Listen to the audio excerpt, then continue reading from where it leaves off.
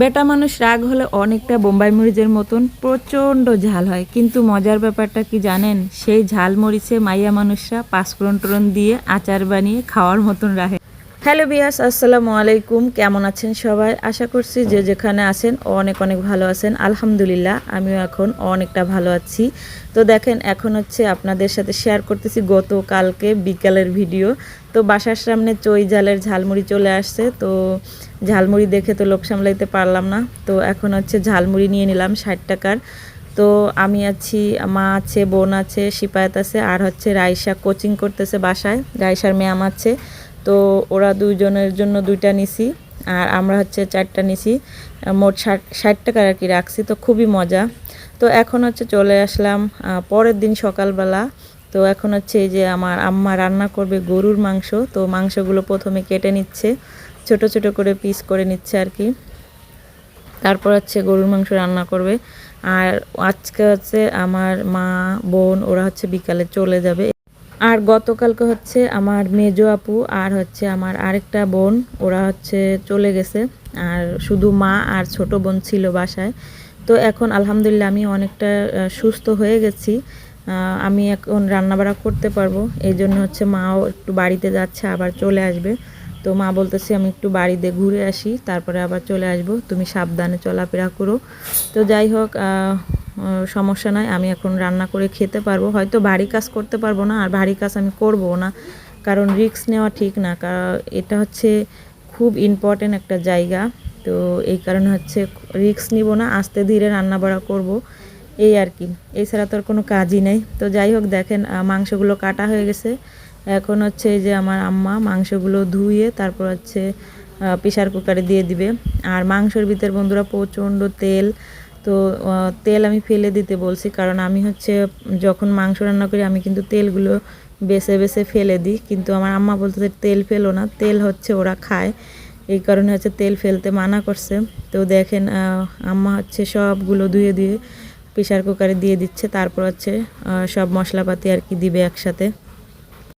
তো এখানে হচ্ছে আপনার তেজপাতা দিয়ে দিছে 3টা 4টা, আর হচ্ছে লবণ দিয়ে দিছে 1 চামচ। তারপর হচ্ছে আপনার হলুদ দিয়ে দিবে পরিমাণ মতো। তো এক এক করে সব মশলাই দিয়ে দেবে, আর হচ্ছে বাটা মশলা দিবে, কারণ হচ্ছে মা বাটছে সব মশলাই যে পাটায়, আদা রসুন পেঁয়াজ আর হচ্ছে শুকনা মরিচও বাটছে। তো এই যে দেখেন, এখন হচ্ছে পরিমাণ মতো তেল দিয়ে দিল, দিয়ে তারপর হচ্ছে মানে হাতার সাহায্যে আর কি নেড়ে দিচ্ছে, কারণ হাতে দিলে আর কি ঝাল লাগবে, কারণ বাটা মরিচ তো এই কারণে হচ্ছে ঝাল লাগবে। এই কারণে হচ্ছে চামচ দিয়ে আর কি ভালো করে নেড়ে দিচ্ছে। তো নাড়াচাড়া হয়ে গেলে সামান্য একটু পানি দিব, বেশি পানি দেওয়া যাবে না। এই যে দেখেন অল্প একটু পানি দিছি। পানি দিয়ে এখন হচ্ছে আমি প্রেসার কুকারে ঢাকনাটা দিয়ে তারপর হচ্ছে চুলায় বসায় দিব। বন্ধুরা দেখেন কি অবস্থা আমার রান্নাঘরে। আমি হচ্ছে কিছুদিন হচ্ছে অসুস্থ হয়ে গেছি, এই কারণে আমি কোনো কাজ করতে পারি না। আমার পুরো ঘর বাড়ি পরিপাটি ঘর সব এলোমেলো হয়ে গেছে। এই যে দেখেন এইগুলো হচ্ছে রান্নাঘরে ছিল, আমি পাতাগুলো শেষে শলা বের করব, তো অসুস্থর কারণে বের করতে পারিনি। এখন ইঁদুরে বালু পুরা উঠয়ে পুরা পাতাগুলোই নষ্ট করছে। আর এই যে দেখেন দেখায়, এই দেখেন কি অবস্থা রান্নাঘরের। আমি তো রান্নাঘরটা ঢালাই দিতে পারি না এখনও, এই কারণে হচ্ছে বালুর উপর আমি এই কাগজটা একটু বিছিয়ে রাখছি। আর এইখানে হচ্ছে আমি পাতাগুলো রেখে দিছিলাম, সেই পাতার পিছনে দেখেন ইঁদুরি বালু উঠে কি করছে। আমি তো অসুস্থ, আমি ধরতেও পারি না কিছু। তো এই হচ্ছে অবস্থা। এটা আবার কি চেলা নাকি? এই দেখেন কি করছে, দেখছেন পুরো বালু দিয়ে কি করছে। আমার এখন এইগুলো সব ঠিক করা লাগবে। আমার তো বিরক্ত লাগতেছে, পুরো রান্নাঘরের অবস্থা হচ্ছে যা তা অবস্থা। এদিকে প্রেসার কুকারে মাংস বসাইছি, আর এদিকে তো এই যে অবস্থা দেখেন। এইগুলো এখন আমি সব পরিষ্কার করব। তো সাথে থাকুন, পুরো ভিডিওটা জুড়ে দেখতে থাকুন।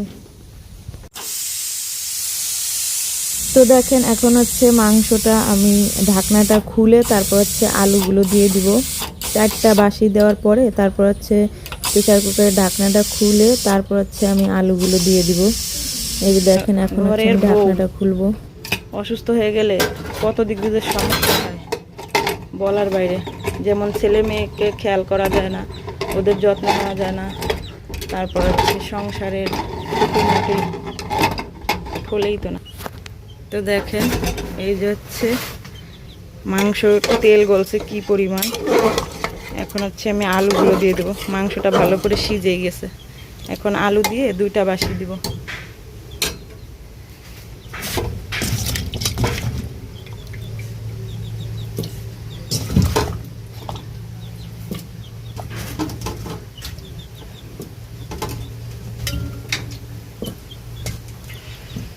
আলু দেওয়া হয়ে গেছে, এখন একটু নাড়াচাড়া দিয়ে তারপর হচ্ছে আবার ঢেকে রাখবো। আর আজকে হচ্ছে আমার বোন মা ওরা হচ্ছে চলে যাবে, এখন থেকে সব আমারই করা লাগবে বন্ধুরা। ঢাকনাতে ঢেকে দিই। তো বন্ধুরা দেখেন এই যে পরিষ্কার করে ফেলছি, পুরো ঘরে ক্লিন করে ফেলছি। এই দেখেন এখানে বালু সব ফেলাইছি, আর এদিকে হচ্ছে যে ভাত বসাইছি,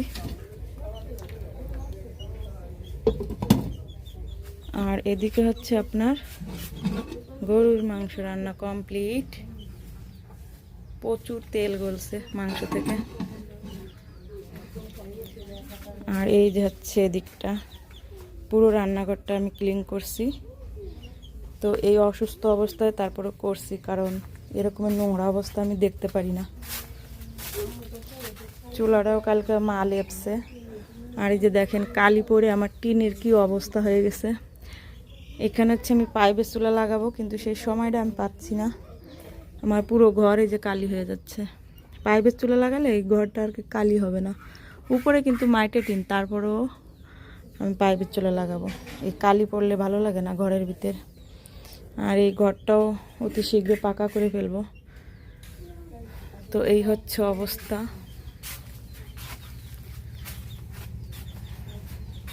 এখন হচ্ছে গোসল করতে যাব।